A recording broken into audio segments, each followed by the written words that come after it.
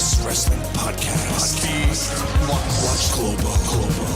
Support local. It's the B Plus Wrestling Podcast. The move. You might not be an A, but you are a B plus. Check it out. Here we go. You wanna mess with us? 'Cause we're steady on the ground, steady on the ground. You wanna mess with us? All right, ladies, gents, and non-binary friends, welcome to another B Plus podcast, and the new B Plus podcast almost. When you hear the new theme song that we've got, thank you so much to Falcon Arrow Sound for that complete banger of a theme song that they're bringing us in with. No longer do you have to wait 1 minute and 30 seconds for my crappy homemade theme tune to end before you get to the podcasting goodness. We actually just have a nice, concise theme song created for us by Falcon Arrow Sound. Absolute legends over there. Obviously, they are best known for their work with Melbourne City Wrestling, the Slex theme song, which you can get on Spotify. They do some amazing work. Thank you very much. Hats off to Falcon Arrow Sound for delivering exactly what we wanted. We're very happy with the new theme song, which you will hear on all our B Plus podcasts moving forward. Today is Friday, and you know what that means. It is Aussie Grapps Day, our favorite day here on the B Plus podcast. It's the day we sit down to talk about everything happening in the world of Aussie Grapps. We also like to sit down and speak to an Aussie Grappler or Grappler adjacent person. This week, I sat down to talk with Andrew Rose. He is one of the members of the Triple M team for Weekend Legends. He is also one half of the PWA Commentary booth, and of course now a podcaster, a pro wrestling podcaster in his own right with the Top Rope podcast there at Triple M. So I'm going to talk to Rose about all of that good stuff and just about being a wrestling fan in general. And but before we do that, we need to take a look at this week in Aussie Grapps news. Starting off, as we so regularly do, with our Aussies that are conquering overseas. There's a lot. There's a lot this week, you guys. It's WrestleMania week. I don't know if you know this, but it's been a pretty big week in pro wrestling, and pretty much everyone who's anyone converged on New York City and New Jersey for a huge weekend of wrestling.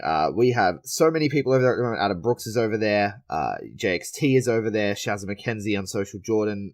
Half of PWA are over there. Jack Bonza, Mick Moretti, Caveman Ugg, Robbie Eagles, of course, he was over there with the Bullet Club block party. They hosted a block party that they did. They had a PWA featured match on the IndependentWrestling.tv Family Reunion show. Shazza McKenzie, of course, had been calling Joey Janela a sexist in the lead up to Spring Break 3, and as part of Spring Break 3 Part 2, the clusterfuck was occurring, and Shazza was trying to get booked on the clusterfuck. She said that Joey Janela is a sexist. She led a team of women showing up with, Sue Young, Session Moth Martina, Alley Cat, Solo Darling, and others as well. Just like plenty of women there that they just destroyed the entire event. Ended the show with them just wrecking the hell out of everyone. There were light tubes, there were doors breaking, there was the ring mat being pulled up. It was fucking insanity. And, Shazza McKenzie with her Joey Janela as a sexist, she kind of spearheaded that. And it was really cool to see that close the show. There were a lot of women closing shows over the weekend. It was great. But yeah, just having all of our people overseas at the moment is absolutely insane. Jessica Troy, Charlie Evans, and Steph DeLander showed up on Being the Elite this week.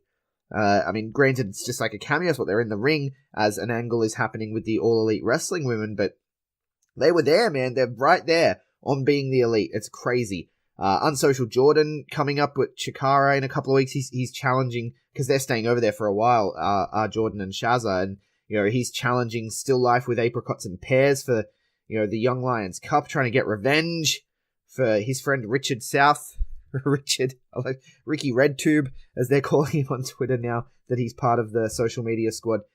There's a lot going on with our Aussies overseas. There is almost too much to handle. That's not all. It's not just America either. Slade Mercer is over in AJPW as part of their Champions Carnival, which is a tournament that's taking place at the moment. He's wrestling as, I think I've got this right, he's wrestling as the Giant Tree.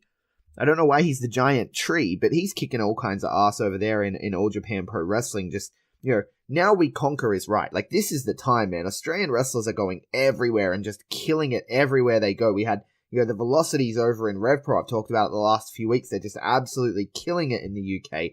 All of our guys killing it. Adam Brooks showed up on the Hall of Fame red carpet on WWE Network, right there next to Buddy Murphy. It's insane. It's an insane time to be an Australian wrestling fan, just seeing them pop up everywhere on the TV, all over the place. It's crazy. Of course, the biggest news for our Aussie wrestlers overseas, Billy and Peyton Royce, Billy Kay, the new WWE Women's Tag Team Champions. It even made mainstream news over here. It was on 9 News. It was on all the radio stations. They're the first ever main roster. 205 Live is kind of main roster because it's linked to Raw, allegedly, but it's, Buddy Murphy won that one, but it kind of didn't count, unfortunately. But this is on Raw and SmackDown. These titles are on Raw and SmackDown. Billy and Peyton, the first Australians to win main roster gold, and it's a big deal. It's a big deal for Australian wrestling to see these two succeed at the level they have, and they deserve it, man. They deserve it more than anyone. Like, these two have been dreaming about having, that those tag team titles be created for them. They've been dreaming about this since they were in high school. So, hats off to Billy and Peyton. Congratulations, girls. We're very proud of you here in the Aussie Grapps community. But let's take a look at what's happening a little closer to home. Some stuff that happened over the last week down in Melbourne. Someone who has a former guest of the show, Emman, the Golden Boy, Emman The Kid Narazaman, became the PPW Livewire champ at Premier Pro Wrestling's return show this last weekend. Won a ladder match to walk away with his first taste of gold in this country. Emman is seriously one to look out for. He's showing up at Wrestling Go for the Go-Olympic Games, I think. He was obviously here in Adelaide for Iron Fist Pro, where he instantly became a crowd favorite. The crowd got really behind Emman in his first showing here, and to see him debut for Premier Pro Wrestling and walk out with his first taste of gold, big things are going to happen for this kid, and definitely be paying attention to Emman The Kid, who you can go back and listen to his interview before he came. I actually spoke to him just before he moved here to Australia. I spoke to him like a week before he touched down, and he's a fantastic young talent, and someone that we should all definitely be keeping an eye on. Over in Perth, some interesting developments. Gavin McGavin is no longer the champ. He is no longer the EPW champion, the Grand Slam champion. He is still the real wrestler, and he was robbed. I will say this flat out. I have not seen the show yet. But from the reports I have heard, he was robbed. He should still be the champion. It should have been a disqualification finish. The Don should not be the champion. The Don is not my champ. Hashtag, not my champ. Gavin McGavin will forever be the real EPW champion. But spinning off from that, Julian Ward has joined the Untouchables. So again, I have not watched this show yet, but it appears as though the Untouchables got involved at the end of the show and sort of made their presence felt. And Julian Ward has joined the Untouchables. Now, I want to point out that I called this. I can't remember what show exactly it was, but I called Julian Ward as the man who would join the Untouchables when they teased that they'd be looking for a new member. And Julian Ward had just debuted his new look. He'd cut his hair. He was looking svelte. And I said, you know what? I feel like Julian Ward is ripe for the picking. I feel like he would be a great member for the Untouchables, maybe even for TMDK one day. Obviously, the Untouchables. You can be an Untouchable without being TMDK, I believe. So it looks like he's the newest member of the Untouchables. No word yet on whether he's being brought into the TMDK family. But yeah, Julian Ward turning heel, joining the Untouchables and just destroying everyone. Definitely looking forward to seeing that one as soon as it goes up on the EPW Vimeo on-demand service.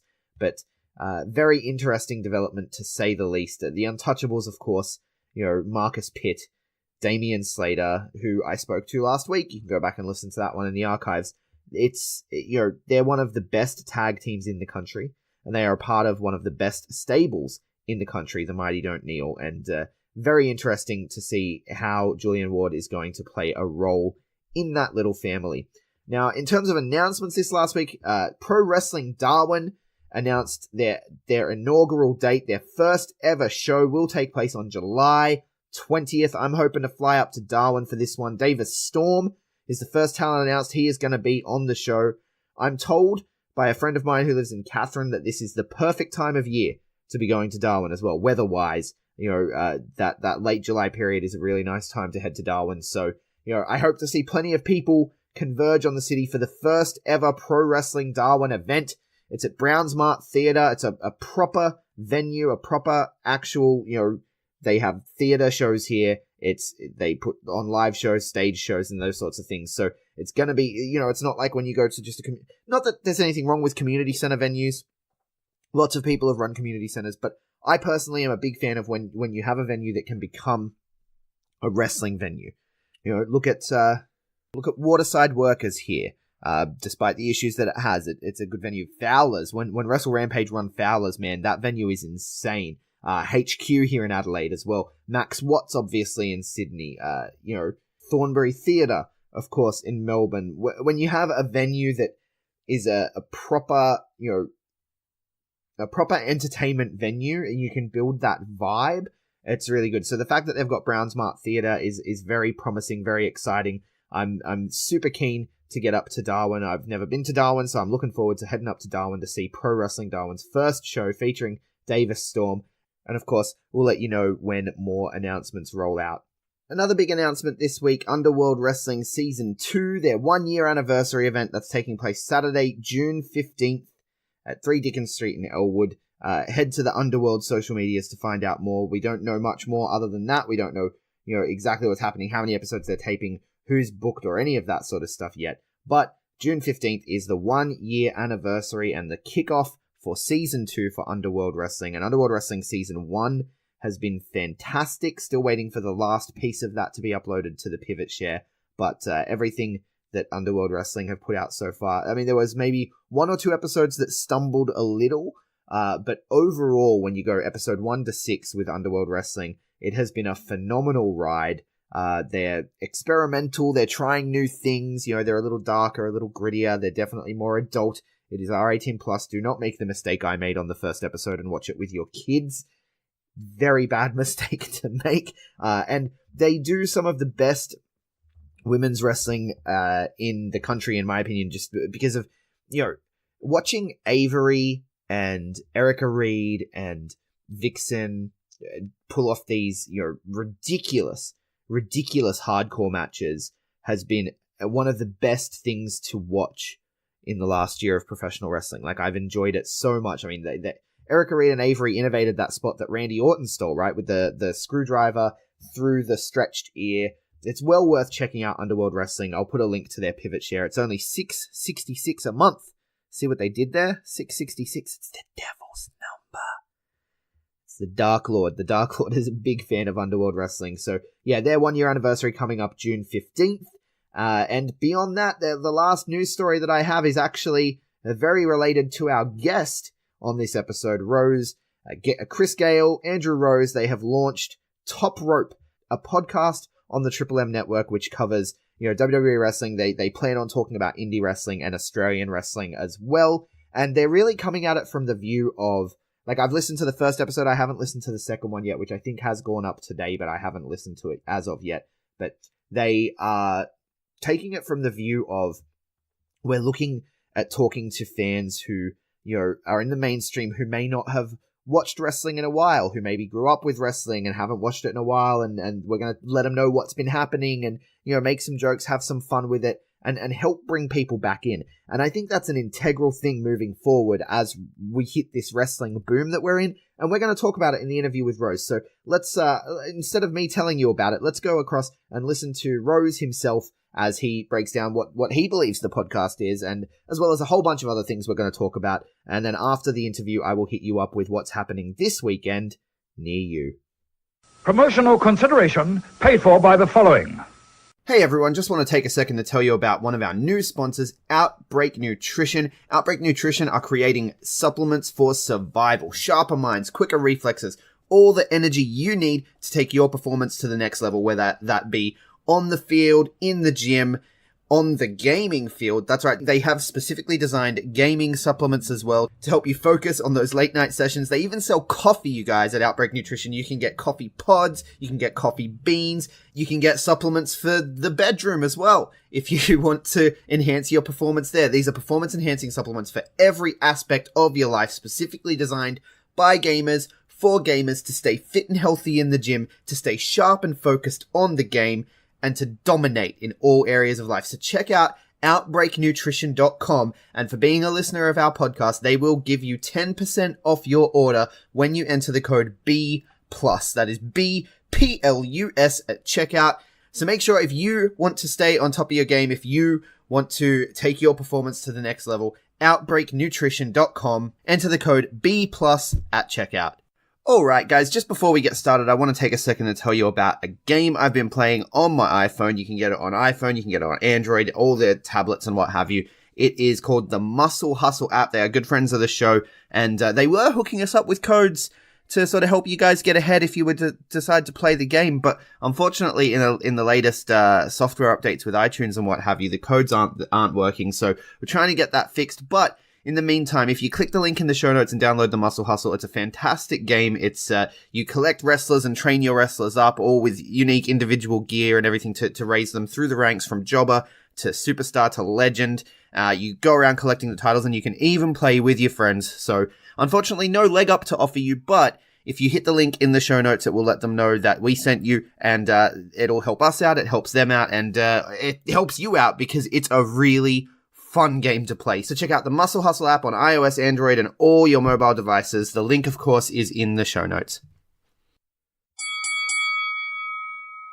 I am joined at this time by one of the voices for Triple M Sydney's Weekend Legends, one half of the PWA Commentary desk, and Matty Wahlberg's favourite person, Andrew Rose. How are you, brother? Hello, Greg. It's great to be on the show. Thank you for having me. This is an honour to be on the B+ podcast.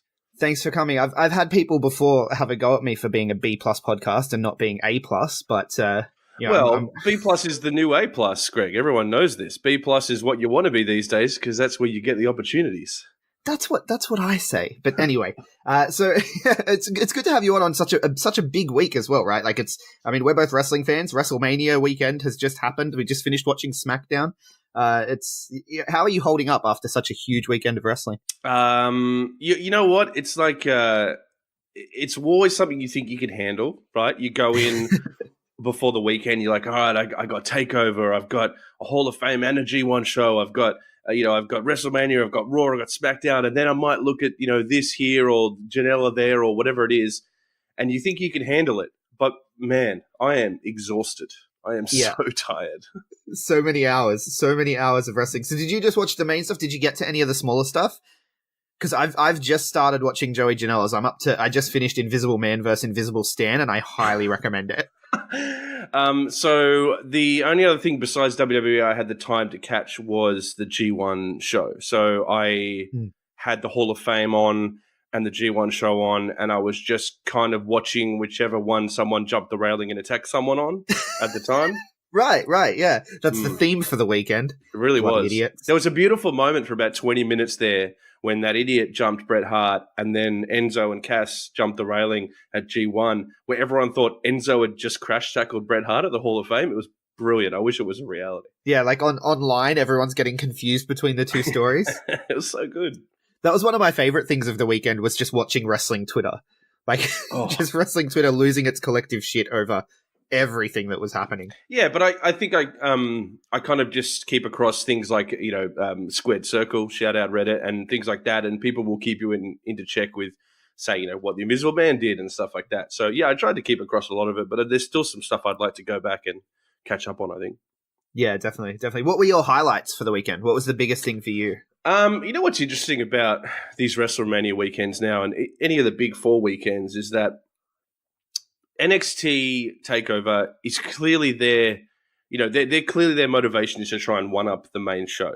They clearly stood backstage before and said, "This is your chance to one up the show." And this was probably the closest it's ever come. Like this was such an amazing takeover. Like pretty much from start to finish, I enjoyed everything about it.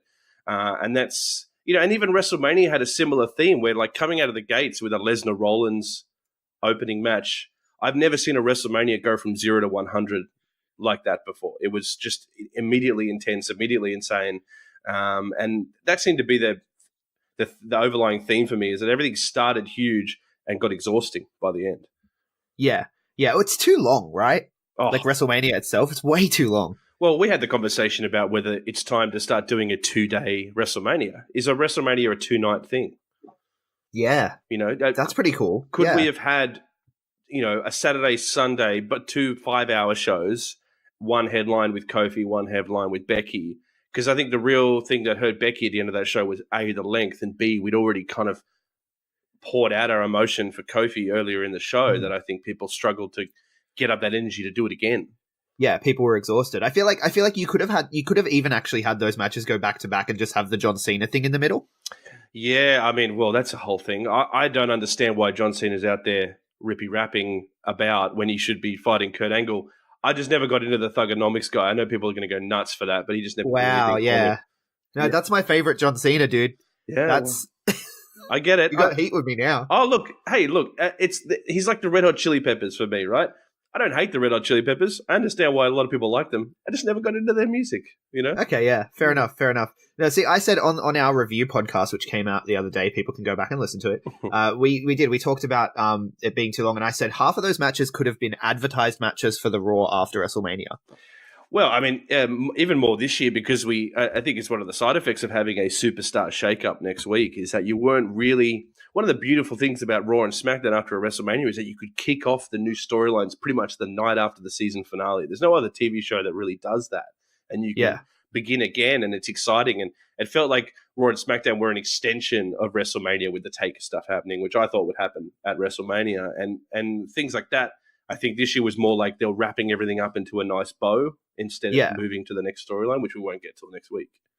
Yeah, so it's kind of already become a 2-night show in a way because the Raw after is just as big. But so you obviously you know your stuff. You've been a fan for a long time. Is this like a lifelong fan situation? Did you fall out, fall back in? Tell us about your fandom. Yeah, so I started young. Like I'm from a Scottish family, which means a lot of extended cousins and nieces and family. And wrestling was a good thing to keep the kids occupied at family gatherings because they're long. Right, the parents can put them on for like 3.5 hours, and the kids would just sit and stare at the screen. So for me, the Undertaker was probably like my earliest memory. Him coming out in the hat, one of the early Survivor Series or something like that. And I remember as like a 6-year-old standing up and shushing my cousins because they were talking through it, and I was like, "Shush! I want to watch this." Like already a cranky adult at the age of 6, telling other people to get out of the way. So.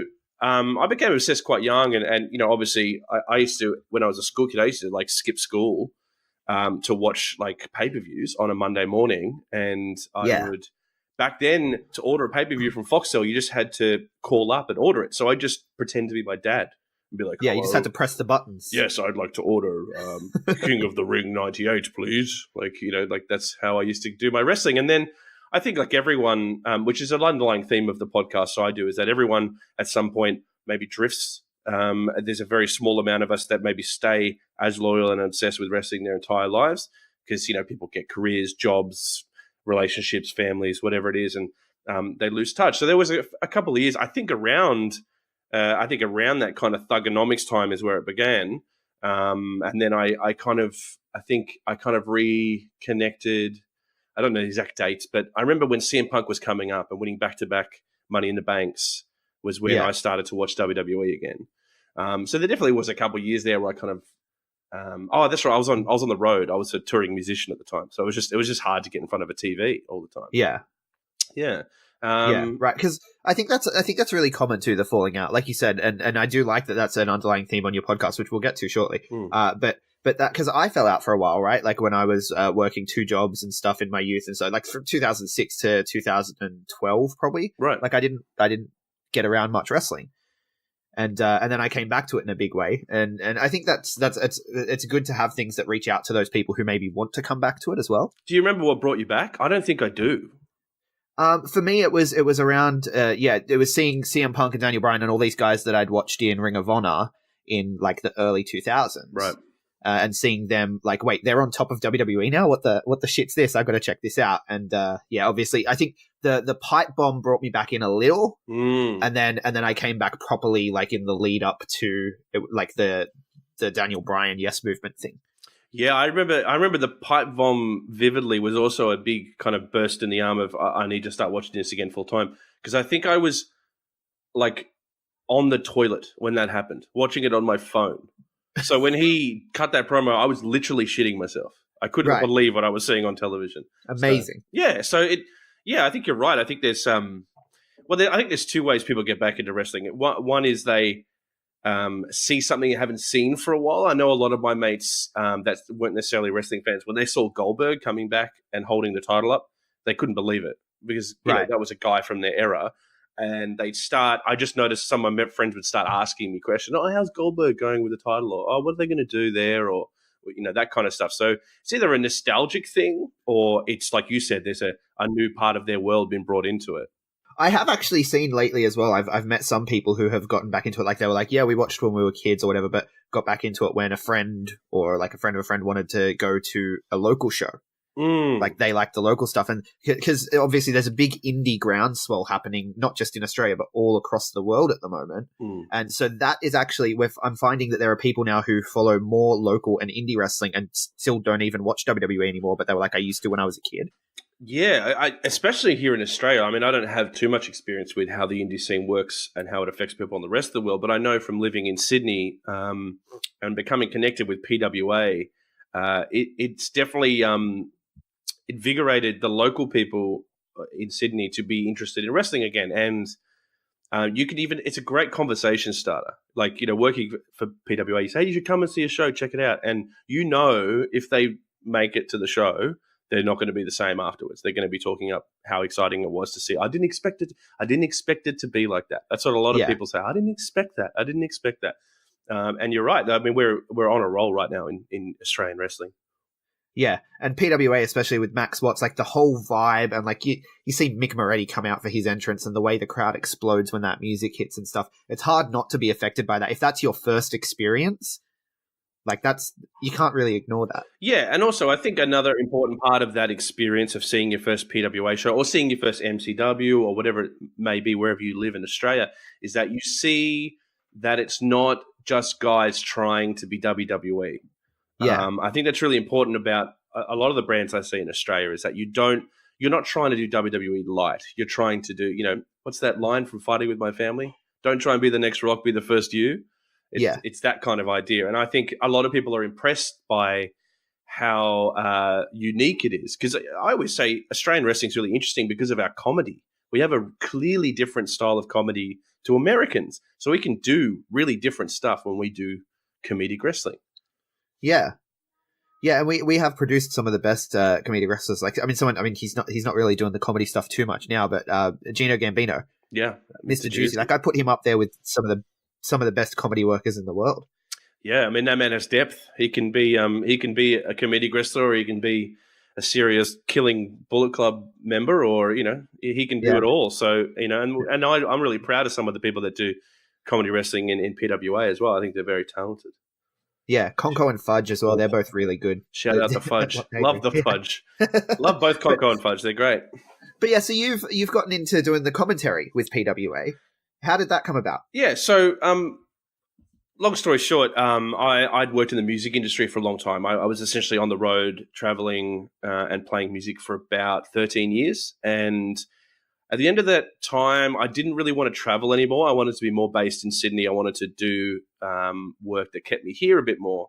And my best mate is a guy named Chris Gale, who's my commentary co-host and co-host on the radio show. And we'd been based for about 15 years. We were both bored. I think we were just both kind of bored.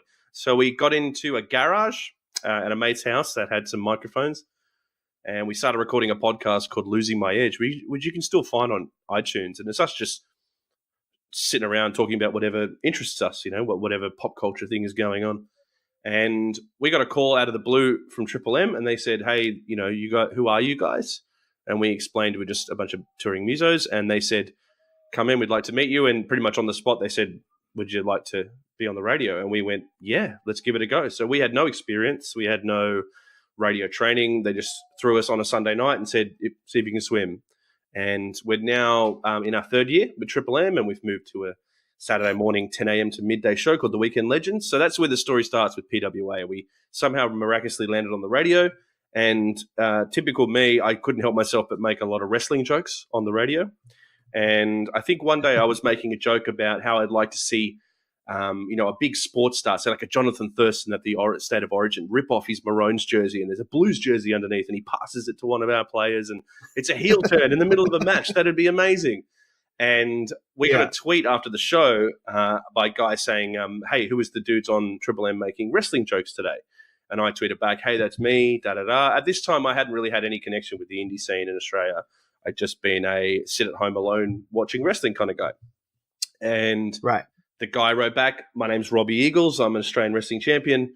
I find it's interesting that you guys are doing wrestling jokes on the air. And we struck up a friendship, me and Robbie. And at the time, he held all three belts at the same time, one from PWA, one from MCW, and a Nui Pro one. So we just connected really quickly. We had him on our podcast. We sat and talked, and he really liked our passion, I guess. And we went to a bunch of PWA shows before we became commentators. We were just fans for a very long time. And then at some point we said, hey, maybe this is a way we can help you. We talk for a living. Maybe we could give this a go.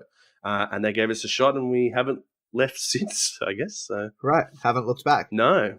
Yeah. And I feel like you guys have come a long way as well from the first show that you guys did. And I've noticed as well that one of the few things I see a lot of online with PWA, and I've said it myself, is the one thing about PWA shows that isn't perfect is the commentary.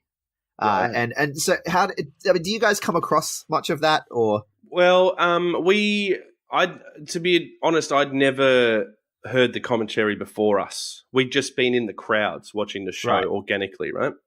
And when we were given the opportunity to do the commentary, we personally, I sat back and I was like, do I Michael Cole this? Do I Corey Graves this? Do I, oh my God, at everything? What am I doing here? And then I realized again, I'm thinking about what everyone else does. And I tried to think about what would be unique for PWA. And I guess we wanted to reflect that with the way we approach comedy, which is just a very Aussie, dry, kind of conversational way of comedy. And I think, you get flack no matter what you do in a mainstream eye. Like I do a radio show about sport, for God's sake. I mean, they're so protective over their games. If I call a team out for being bad, the phones will just light up and people will ring to tell me that I'm wrong. But I'm a redhead, Greg. I have no soul, so it doesn't really affect me. You know what I mean? Right. Yeah. And that's a big part of it. You just got to be okay with not everyone's going to like it. But, like we know in wrestling, if people are reacting good or bad, it means there's something there that's happening. And I think the biggest challenge for us going into PWA was how hard it is to call matches on the fly. Like, and it's very easy to sit at home and watch commentary and go, I reckon I could do that. Yeah. But we got up on our first PWA show, and I think about 40 minutes into the 3-hour show, I was like, I don't know if I could do this. This is really hard. Like, this is hard to keep up and hard to call all the moves, especially when a lot of the moves have unique names to the wrestlers in the company and stuff. So we knew we just had to spend time with PWA. We had to get to know everyone there. We show up early. We watch them, prepare and get ready for a show. We hang around afterwards and help them pack up stuff because we want to show them that we're not just guys from Triple M who have come in to do commentary. We're wrestling fans who just happen to work for Triple M. Right. Do you know what I mean? Because we got into radio the same way we got into PWA. We were just thrown in and we had to learn how to swim, I guess, on the air. So you guys, if you've heard us do PWA commentary, you've heard the evolution of us essentially learning how to do it on the air. Yeah, well, that's the thing that I noticed is that it does get better, and some of the things that in the early days it was like it sounds like they're radio guys doing commentary for a wrestling show, but sometimes it takes away, like your jokes and things will take away from the wrestling or what's happening because you're not paying as much attention. It feels like, and then that's sort of slowly slipped away as I feel like you've probably gotten more comfortable with the wrestling side of it, and it's getting better and better every time. Yeah, I'll say this: I think a lot of the criticism. And it's only been a small amount. I mean, a lot of people have been very nice, but like the criticism that we've got about our commentary from wrestling has been 100% spot on. I don't think any of it's been wrong. Like, they don't call all the moves. 100% right. I don't call all the moves. They yell a lot. 100% right. We're super excited. Like, it is hard when there's a main event at PWA going on like that to not lose your mind. Because you got to remember as well, we're on stage. So we're also part of the show. When something happens in the show, people will look at us to see if, just like you used to look at Diego as the timekeeper. So there is a bit of a responsibility to be amazed by what's going on in front of you. You're reinforcing what's happening in the ring. And then also, yeah, they sound like radio guys. Yeah, we are. We're radio. We're radio guys, and we've had 3 years of intense training as to try and get up to that. So I think you're right. I think as we went on, we learnt to as we got further into the storylines, as well as we got 3 or 4 or 5 months deep. Now we had a history of us being at all these storylines instead of starting from scratch. Yeah. Hi, we're here and this is what's happening. It's now, hey, we were there 3 months ago when that went down. How dare you say that? Blah blah blah. So Yeah. yeah, but yeah, there's no denying we like the sound of our own voices. But you have been involved in the storylines as well. The Matty Wahlberg thing. Now, how much of Matty Wahlberg calling you names and all that sort of stuff? How much of that is approved beforehand? Does he just go out there and go wild on you? Like, what's going on with that? It is 100% unapproved. It is 100% just happens. I think the first time I ever met Matt Wahlberg was like, "Hello, how are you?" Like any kind of conversation with Wahlberg was on stage, the first PWA show, when he walked up, he grabbed the mic out of our hand and said, "Why didn't you talk about me on the radio today? I'm the real star." That was the genuine first time I've ever heard him talk to me. Right. Yeah. 100% real. I mean, the guy doesn't like me. So it's a real antagonistic relationship there. I think we're two dudes with massive chips on our shoulders, who are also secretly crushed by, crushing insecurity. And we both feel threatened by each other and what we do and how different we are as people. I mean, we look like a before and after picture, me and Wahlberg, for God's sake. Like, we look so different. But yeah, I think it's just a genuine, hey, you should be talking about me, and I'm not the kind of guy to just back down and go, "Yes, sir, whatever you say, sir." Right. It's just naturally evolved into this dislike. But I don't think either of us want to see each other get hurt. I think both of us actually secretly respect the other one. That's what I was going to say after watching his match with Ugg, though. It sounded like I could hear it in your voice, that there was a little something there that changed, maybe. Yeah, well, I've never been one to deny that I think Matt Wahlberg is a huge talent. I think he has all the ability in the world to go to the heights that he dreams of, really. I think he's a huge talent. And I see why half the crowd get behind him so hard and boo someone like Caveman Ugg, which is unheard of in PWA. I've never seen it. So I can understand that. But at the same time, I've also got my co-host, who's my best mate and also my worst enemy, sitting next to me, cheering on Matty Wahlberg constantly. We'll never stop talking about Matty Wahlberg because he knows it gets on my nerves. Right. So in a way, I've been worked into a shoot, if that makes sense. And now I can't even admit that he's good anymore because I've got my idiot friend sitting next to me make fun of me for it. But yeah, I mean, how can you not watch the end of the Ugg Wahlberg match and not say both these guys are huge talents? Yeah, absolutely. What's your favorite? I know you've only been on it for 6 months now, is it? Oh yeah, I think it'd be like 7 months. Yeah. Yeah. What's your favorite match that you've had the opportunity to call with PWA? If you got to pick one. Wow, I've only got to pick one.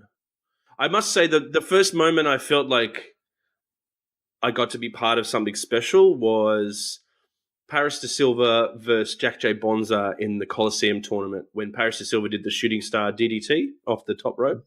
Right, yeah. And I think that was the first moment that I was like, this is, that's a little bit of history there. And I saw it go viral and stuff. And then I think probably the craziest match I've seen was the Moretti Bonza Coliseum tournament final. I think, I mean, there was just so many amazing bits, and that commentary is legitimate. Like I was losing my voice halfway through it, and you can't deny Wahlberg Ugg as well. But there were just little moments as well as a fan, like hearing your voice in a promo was like a really big thing. Hearing commentary cut out and put in a promo for the next show, or things like that. I think there's one show I missed that was the Babes themed show. And Wahlberg put up a banner. The one I was at. Oh, were you at that one? Oh, there you go. I came up to Sydney for that one. Yeah. Oh my goodness, how's the timing? But yeah, he had a banner up that said "Rose has a small penis." That was a huge moment for me as well because I've never had a banner made about me. I don't care what it says on the banner, but right, that was a big moment. That's pretty impressive. That's pretty impressive. No, I thought that you'd say, I don't know why. I had a feeling that the Moretti Bonza one would be a big one because I heard it in listening to it. I can hear. Just that one for me was sort of the first where I felt like the commentary was really coming into its own, and it's one of those things like JR always says if you're putting the lyrics to the music, right? And the music they made was incredible. So yeah, it's hard to write something bad over the top of that, and Yeah, like it's a weird. I still am not very aware that we're commentators. Do you know what I mean? Like the whole night is such a blur, and I feel like a fan sitting in the crowd while doing it, anyways. Right. That it's sometimes hard to go back and look and go, oh, that's right, we talked for 3 hours over this, and yeah, you're 100% right. I think hopefully fans can see us grow through them, and keep helping us to get better, because I think that feedback that we get on Twitter or whatever, whether it's positive or negative, it all helps. It all helps to us, getting better and people finding us more tolerable if they don't like us.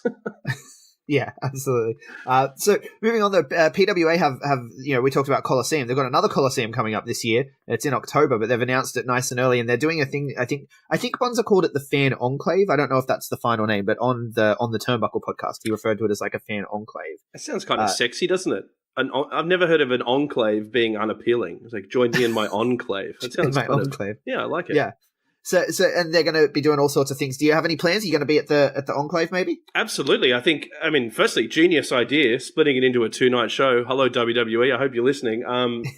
Yeah, I'm really excited. I mean, the Coliseum tournament was an amazing tournament, and it gave such a backdrop for so many good guys in PWA to stand out on their own and have these amazing matches. And to grow it in 1 year and do it over 2 nights is amazing. I think it's going to be a real moment for PWA. And I think this Enclave fan show is a really good idea, because the more we connect with the fans, the more it becomes a movement and people become loyal to PWA. So I think it's really good to get involved. I'd love to get involved. I don't know, what should I do, Greg? What would be a good fan interaction for me?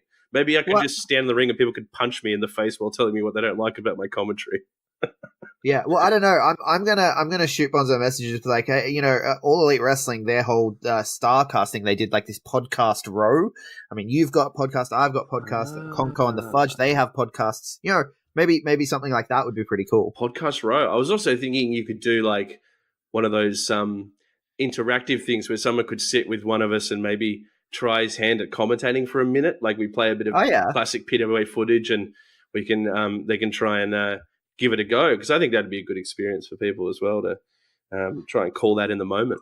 See, when you said interactive, I thought that we were going to get like a water tank for you and throw the baseball. That's probably what it's going to end up being, right? It's just going to be me sitting on top of a water tank and Wahlberg running past every couple of minutes and hitting the fucking thing. And, oh, sorry, am I allowed to swear on here? Yeah, of course. Yeah, it's fine. Great. Yeah. So you've got a podcast. The podcast, it's new. It's called Top Rope on the, Triple M network. I guess it's podcast. No, it's online, Triple M online stuff. So yeah, the Top Rope podcast. Tell us about it, man. Yeah, so this is it's brand new. We've only had one episode, and this is, for us personally, this is probably one of our largest achievements so far. So there's a bit of an underlying theme here, and everything that Chris and I do is that we dive head first and ask questions later. So if we're given an opportunity to be on radio, we've never done radio before, so we just jumped on and tried it. And if you listen to our first radio episode, like you heard our first PWA episode as commentators, we don't know what we're doing. We're just like swinging around wildly trying to find a place to land, right? And eventually we find a place and we get comfortable and we grow and get better. And the moment we got to Triple M, we took a look around Triple M and we thought, okay, here's the 3 main pillars of what Triple M is. It's music, it's rock, it's sports, it's comedy. And those 3 things are what professional wrestling is. It's those 3 things put together. And we were just like, why is no one talking about wrestling here? So it started 3 years ago when we first got there. We just dropped little lines about wrestlers, or, hey, it's WrestleMania weekend this weekend. Will you be watching? And people go, what? No. And I'm like, okay. And then I think one day I met a young guy who's a very, very talented wrestling media guy, Joel Brown in Sydney, and he saw me wearing a Finn Balor t-shirt, and he jumped out of his chair and went, oh, you're a wrestling fan. You know what wrestling fans are like in normal world. If you bump into one, it's like spotting a unicorn. You suddenly you want to like talk everything, and oh my god, you're wearing a Bullet Club shirt. Did you watch this? Did you watch that? So we started to kind of get to know a couple people, but there was resistance, right? Because they're a mainstream company. They deal with huge sporting brands here in Australia. So there was like I don't know if it's going to get across to our audience. I don't know if that's what our audience does. And so for a couple of years, we kind of had to just keep working on them, inviting them to PWA shows, sending them little clips here and there. Hey, we're doing this wrestling thing on the side of our sports radio. You should check it out. You should check it out. And we're a young show on Triple M as well, so we don't have we don't have the pull to just say, hey, we're doing this. You know what I mean? We're part of a system of growing there as well. And then it was a couple of months ago, actually not even that long ago, when King Kong Bundy passed away, may his soul rest in peace. And Triple M put up a post about who's your favorite wrestler, and the reaction was huge. They had so many people commenting and interacting. They realized that part of their audience on Triple M are huge wrestling fans, and maybe they haven't been listening to that part of their family. They haven't been addressing that part of their fan base. So they came to us and they said, hey, we know you're wrestling guys because you haven't shut up about it for 2.5 years. Maybe you'd be interested in building a wrestling podcast. And we went, sure, absolutely, we'd love to. And they linked us up with a young guy named Nashy, David Nash, who works for Triple M Brisbane, who's also a big wrestling fan. And we kind of got together and said, let's do a podcast, but let's not do what I like about podcasts like yours, Greg, is that you talk to wrestling fans, right? So your podcast is about talking to fans who are already into wrestling, who are deep into wrestling, right? Yeah. So, our target is definitely people who know wrestling. And they come to us because they don't have time to watch everything. So we watch 50, 60 hours of wrestling a week between the guys that are on the show, and we talk about it and break it down so that if you only have 3 hours, we can help you out with that. Yeah, and I think it's one of the first things I noticed about your show when I heard it was that you're clearly passionate about all different aspects of wrestling, right? And you have an audience that want to hear you go through that stuff, which I think is great. What we did was we stood back and looked at, all right, what is Triple M? How could we make this unique so that it works for Triple M, but it also works for wrestling listeners? But also, how can we get attention onto the Australian scene through this large platform, right?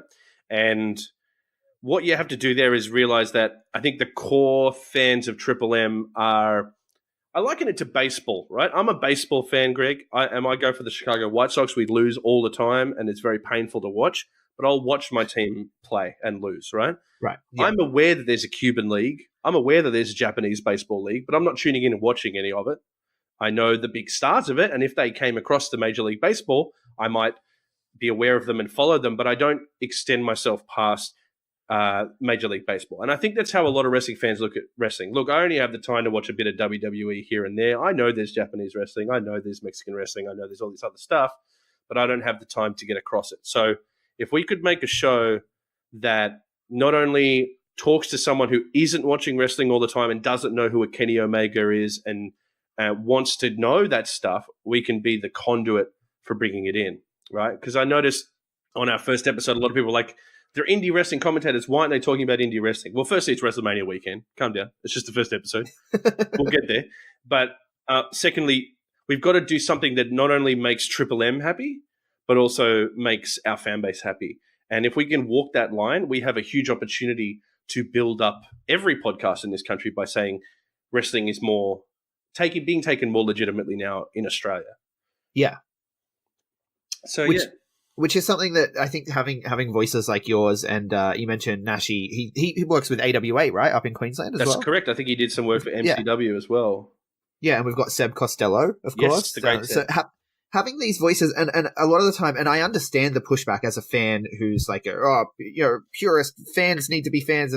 But the thing is, as long as you guys are fans as well, which you clearly are, people need to calm the shit down, because what it does is it's outreach, and outreach is important, especially for us here at the B+. Our whole thing is watch global, support local. So our idea was the only reason we talk about WWE and Impact and Ring of Honor and all of those and New Japan, the only reason we talk about them is because then hopefully there's more eyes on our Friday show where we talk to Aussie wrestlers.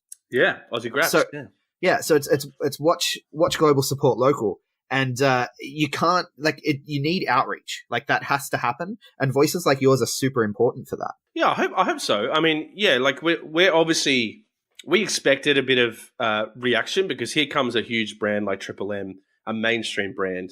Here they come going, hey, here's a wrestling podcast. Here's 3 virtually unknown people hosting it, and they're just going to have to win you over, right? And we could have gone in episode 1 going, Katsuyori Shibata, he's known as the wrestler, but we could have started like that, but people would go, I don't know who he's talking about, and I don't know what's going on. But if I can one day find a a subject where we can go great wrestlers that had to retire before in their prime, then you talk about Shibata and that match that, led to the injury and the headbutt and the whole thing.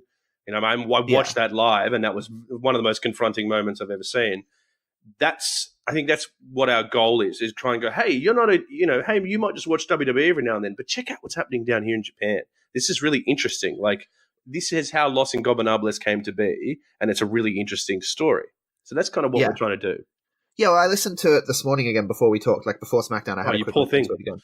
And I really enjoyed the way like you guys were explaining what's going on leading into WrestleMania. Like you're explaining that they had to split the brands, right? And then there's the 2 titles, and now the 2 titles are coming back together in this big main event.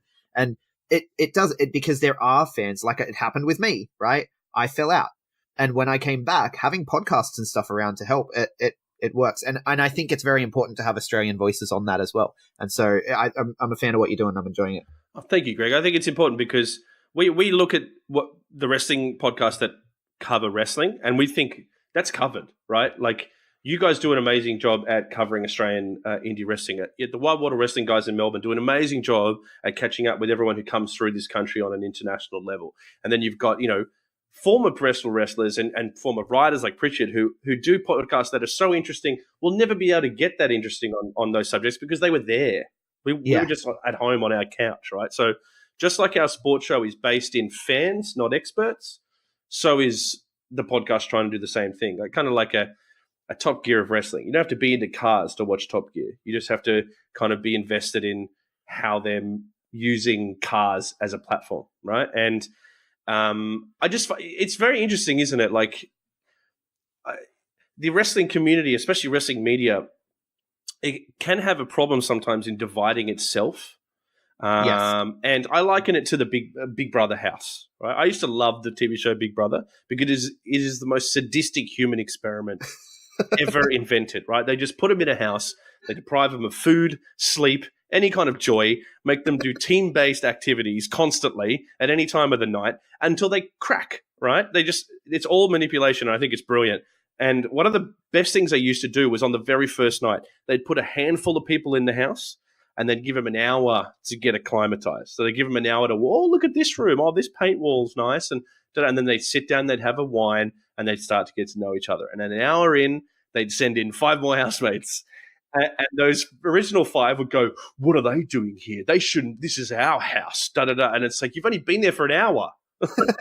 You're already protective of it. But the show knew that that's what would happen. And I find that a really an interesting interaction because for us, we've kind of like fought for these opportunities and gone, great, this is a way for us now to talk about wrestling on a mainstream platform. Like they didn't even want us to do it. And we've convinced them, and this is great. We're going to do it. And some of the people meet it with positivity, and then some of the people meet it with, what a Triple M know about wrestling. Yeah. Do you know what I mean? And 100% agree.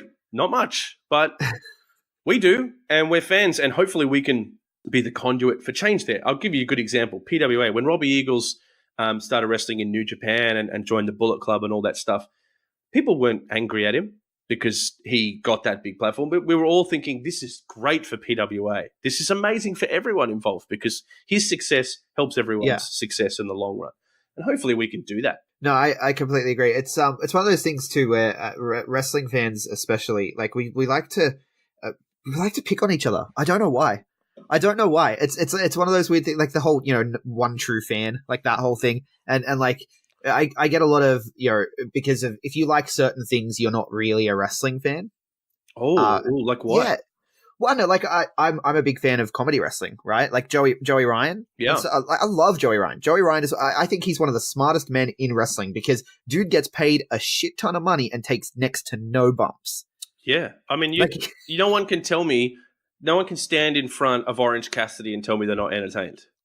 Like Orange Cassidy is one of the funniest men in a wrestling ring right now, and I even go back to like I sometimes watch old Les Kellett videos, which is an old English guy from like I think the 60s or 70s who did like original comedy wrestling in England, and shout out Les Kellett. And I think that stuff's great. And you know what it is, dude? I've been thinking about this. It's similar to obsessions over bands, right? Right. Sometimes there's a band like let me give you a good example. What's a band? I don't know. I guess in Sydney, Wolfmother was a good example because Wolfmother were a local band and they played around, and everyone that went to see the Wolfmother in a room full of 100 people went, they're going to be huge. They're going to be a massive, massive band. And the moment they became a massive band, everyone's suddenly like, look at this stadium's full of stupid people that don't even know Wolfmother. And you're like, you wanted this. You called it. And I think that's a weird thing with small cult cultures where they want to see someone succeed, right? So I'll give you another good example, Nakamura. I love Nakamura. I love what Shinsuke did in New Japan. He's one of the main reasons I got so obsessed. I mean, a lot of people say that Nakamura-Ibushi match, which Jim Ross commentated at Wrestle Kingdom, was a huge gateway drug for a lot of people to get into New Japan wrestling.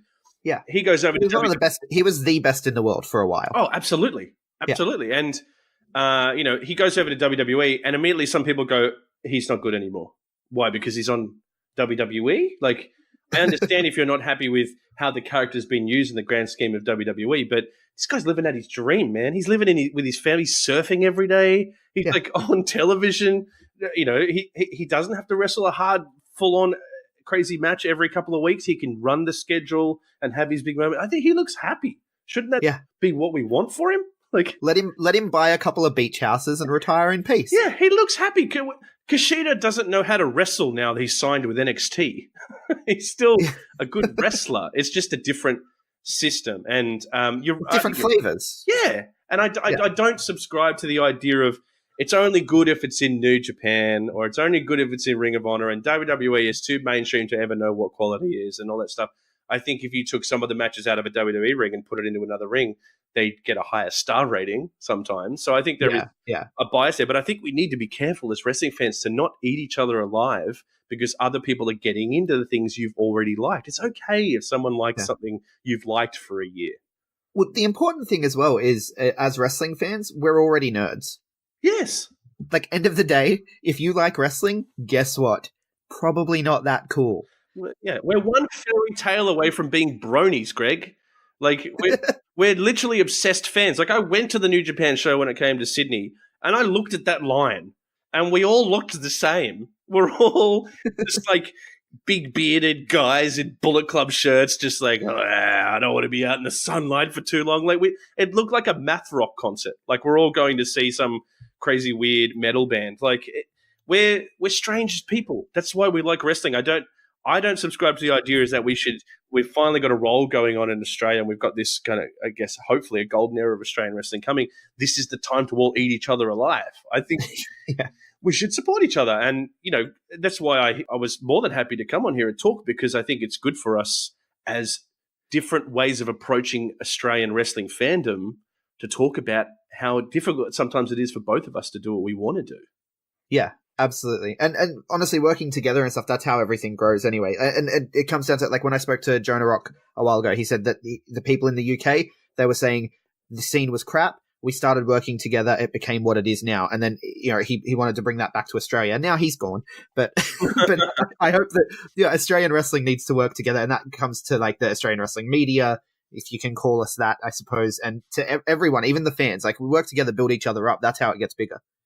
Absolutely. I think, and I'm not saying you can't hate anything. Like, if you don't like the 12th installment of Reigns versus Lesnar, then that's fine. You're allowed to say, oh, God, this match again, this sucks, da-da-da, which we're open to do on our podcast and stuff as well. But, I don't want to see everyone, like, just going at each other because you don't like what they like and stuff like that. Like, I could get in a lot of trouble here. Like, I'm not a huge Young Bucks guy. They never really connected with me. Like, there you go. Again, I respect them. I watch their matches and some of them are fun, but I'm not like, Young Bucks! Like, when I see them, right? And some people would just despise me for that. But Chris, he's not an AJ Styles guy. AJ Styles has never done anything for him. And we all sit around and go, are you nuts? What is wrong with you? He's one of the best wrestlers of all time. And he's like, I just don't like his haircut. Doesn't do anything for me. That's his right. Like, it's his right to do that. So absolutely, different opinions are fine. But I think it's a really important time for us all to kind of come together and help each other out in building this because we're on the edge of something I think really special right now in Australia. Yeah, I agree. And if people want to take the ride with you and find you and, help build and support, where can they do that online, man? Okay, so you can check out the wrestling podcast, Triple M's Top Rope. Go to the Triple M app. You can also find it in all good podcasting places. We're actually recording the next episode tonight where we've got all Ted Costello's feedback from being at WrestleMania and interviewing a bunch of the wrestlers. So that's all being put together tonight. You can catch us on pwaplay.com. We comment where the guy's yelling over the top of every PWA match, which you can find there. And then you can catch me at Rose Does Radio on Twitter. God, I've never done this before. I don't really give out my socials that often, Greg. I'll be honest with you. I've there you just figured out how to use Twitter. Yeah, it's confusing, to be honest. Yeah. Twitter does my head in. Yeah, but if you want to hear a story, if you want to hear me ramble about wrestling, Triple M's Top Rope is probably the best place to do it. And our radio shows, Triple M Weekend Legends, 10 a.m. to midday every Saturday on Triple M Sydney. Awesome. Thanks so much for coming on the show, man. Greg, thanks so much for having me. I love your show, and it's really good that you brought me on to just talk about our fandom. I appreciate it, buddy. Yeah, anytime. Anytime you want to come on. Cheers, mate. So there you have it, Andrew Rose, Weekend Legends, PWA commentator extraordinaire, and Top Rope podcast host. Check out the Top Rope podcast, of course, at Triple M. We'll put all the links in the show notes, of course. And that's not the only podcast you can listen to this week. If you liked that interview where I speak to an Aussie Grappler adjacent person, you will like these interviews as well, where Aussie Grappler adjacent interviews, they're happening all over the place now. Tune in to On The Turnbuckle this week to listen to Cremator, an absolute legend of Victorian wrestling, Australian wrestling really, but from down there in Melbourne, an absolute legend, and have a listen to him regale of the good old days with the hosts there. And Ricky South stopped by Wrestle Radio Australia. Ricky South still hasn't been on our show. We really need to get Ricky South on. I love Ricky South so much. But he stops by Wrestle Radio Australia for a sit down, and it's definitely worth a listen. And in terms of things to watch this week, it's a pretty light week. I mean, there are plenty of promos and everything to watch, but the one that I want to highlight is the Marcus Kool promo from SPW's last show has gone up on their Facebook. I will drop the link, of course, in the show notes. Definitely check out this promo. Marcus Kool shows a lot of passion. It's very similar to the promo that he did on the PWA show as well, but a slightly different and I think a better version of the promo. So definitely check that one out. And as for this weekend, shows happening near you. If you are in Queensland this Friday night, UPW present Fight for Life at the Shed at Aussie World. Ricky Rembrandt and the Stockman face off for the UPW Championship. Surfs Up, Zeke Andino and Malibu take on Bob Bishop and Seriously Clean. Anti-Australia take on Jamie Luxford and Jackson Cross. Cluck will be in action, and so much more. Tickets start at $20. Saturday night, QWA are at the Greek Community Centre in Townsville for Retaliation. Australian Wolf and Seth Tylers take on Trent O'Day and Gabriel for the tag team titles, and much more. Tickets start at just $10.